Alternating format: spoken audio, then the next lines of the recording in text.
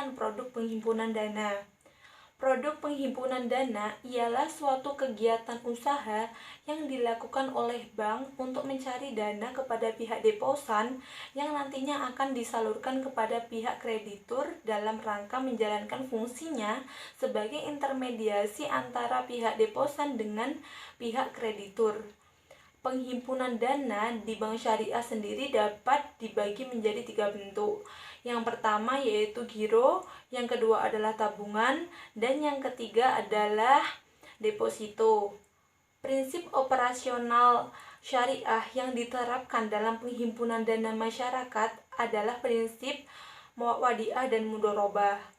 Untuk prinsip wadiah yang diterapkan adalah wadiah yadomanah, yang pada penerapannya terdapat pada produk rekening giro. Sedangkan untuk prinsip mudorobah dalam mengaplikasikannya, prinsip ini penyimpan bertindak sebagai sohibul mal atau pemilik modal dan bank atau BMT sebagai mudorib. Rukun mudorobah terpenuhi sempurna apabila ada mudorib, ada pemilik modal, ada usaha yang akan dibagi hasilnya, ada nisbah, dan ada ijab kabul.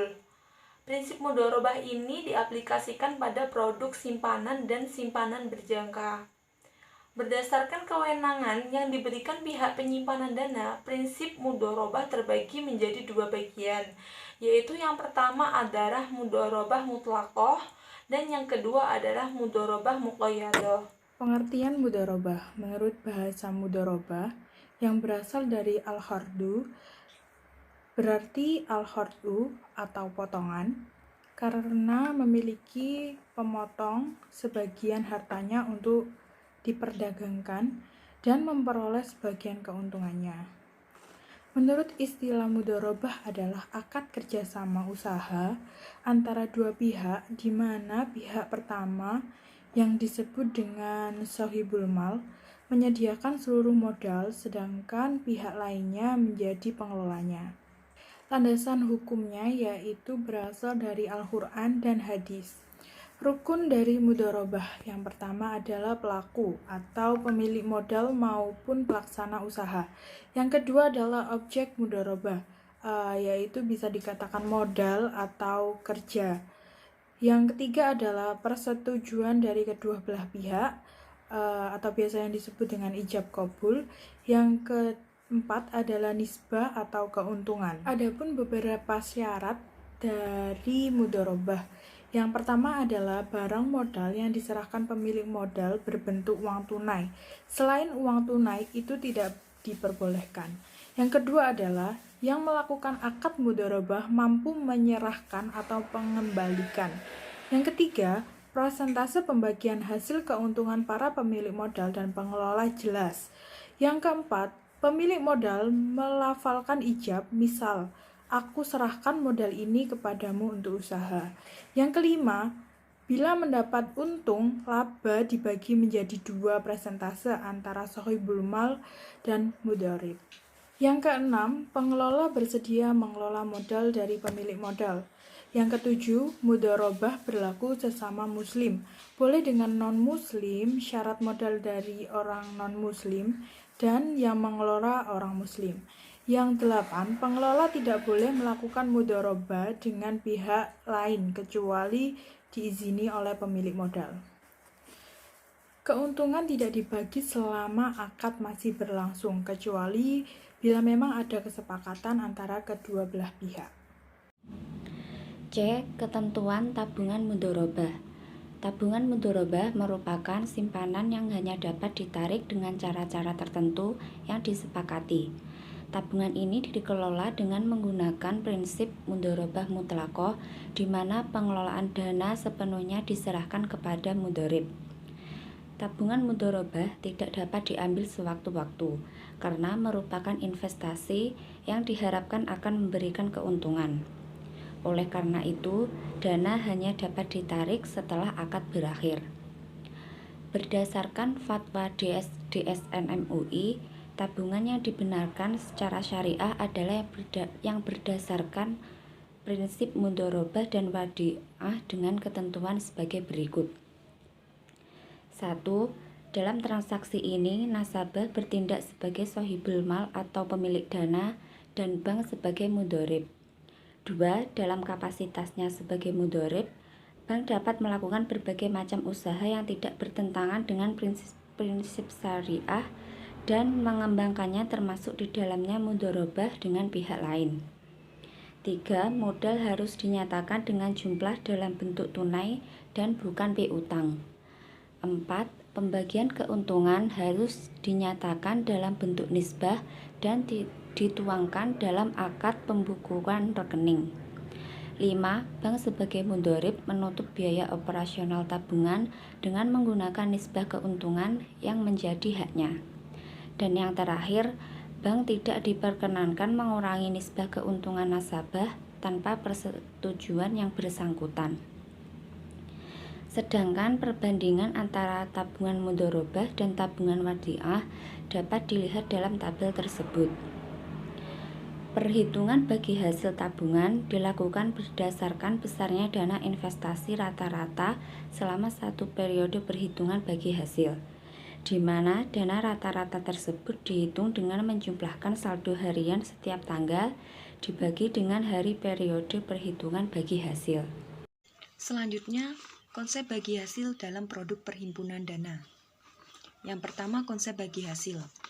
Dalam perbankan syariah, konsep bagi hasil ditetapkan dengan menggunakan nisbah. Dalam hal ini, terdapat dua belah pihak yang melakukan perjanjian usaha, dan hasil atas usaha tersebut dibagi sesuai dengan porsi masing-masing, sesuai dengan akad perjanjian. Yang kedua, metode bagi hasil. Metode bagi hasil dibagi menjadi dua. Yang pertama revenue sharing dan yang kedua profit sharing.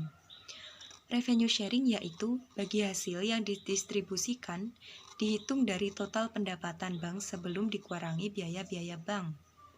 Sedangkan profit sharing yaitu bagi hasil yang dihitung dari pendapatan setelah dikurangi biaya pengelolaan dana atau pendapatan neto. Yang ketiga adalah perbedaan bagi hasil dan bunga. Perbedaan yang pertama yaitu besarnya bunga ditetapkan pada saat perjanjian dan mengikat kedua belah pihak yang melaksanakan perjanjian dengan asumsi bahwa pihak penerima pinjaman akan selalu mendapat keuntungan. Sedangkan bagi hasil ditetapkan dengan rasio nisbah yang telah disepakati antara pihak yang melakukan akad dengan berpedoman adanya kemungkinan keuntungan atau kerugian. Yang kedua, besarnya bunga berdasarkan perhitungan persentase bunga dikalikan dengan jumlah dana yang dipinjamkan. Sedangkan bagi hasil, besarnya bagi hasil dihitung berdasarkan yang telah diperjanjikan dikali dengan jumlah pendapatan atau keuntungan. Perbedaan yang ketiga yaitu jumlah bunga yang diterima tetap, meskipun usaha peminjam meningkat atau menurun. Sedangkan bagi hasil, jumlah bagi hasil dipengaruhi oleh besarnya pendapatan atau keuntungan. Perbedaan yang keempat yaitu sistem bunga tidak adil karena terkait dengan hasil usaha peminjam. Sedangkan bagi hasil, sistem bagi hasil adil karena perhitungan berdasarkan hasil usaha. Perbedaan kelima yaitu eksistensi bunga dilakukan oleh semua agama, sedangkan bagi hasil tidak ada satupun agama yang meragukannya.